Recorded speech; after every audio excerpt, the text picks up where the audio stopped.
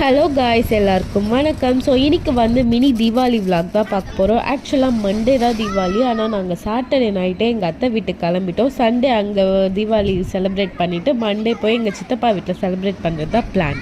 மழை இல்லாமல் ஒரு தீபாவளியும் போகாது, அதனால் மழை கரெக்டாக என்ட்ரி கொடுத்துருச்சு. நாங்கள் காலையில் எழுந்து குளித்து சமையல்லாம் சமைச்சிட்டு சாமிக்கு எல்லாம் படைச்சி சாமியும் கும்பிட்டுட்டு ஆனால் நாங்கள் மழைக்கு முன்னாடியே பட்டாசை கரெக்டாக வெடித்து முடிச்சிட்டோம். நெக்ஸ்ட்டு தீபாவளினாலே நான்வெஜ் தான். காலையிலே எழுந்து அந்த கறிக்குழம்பு மூஞ்சில் முழிக்கலைன்னா தீபாவளி போன மாதிரியே இருக்காது. ஸோ மார்னிங் வெயிட்டாக ஒரு பிரேக்ஃபாஸ்ட் சாப்பிட்டுட்டு எல்லோரும் ரெஸ்ட் மோடுக்கு போயிட்டாங்க. ஏன்னா 4 o'clockலாம் எழுந்து சமைச்சிட்டு இருந்தாங்க. அதனால் அவங்களாம் ரெஸ்ட் எடுக்கிற கேப்பில் நாங்கள் கொஞ்சம் வெளியே போயிட்டோம்.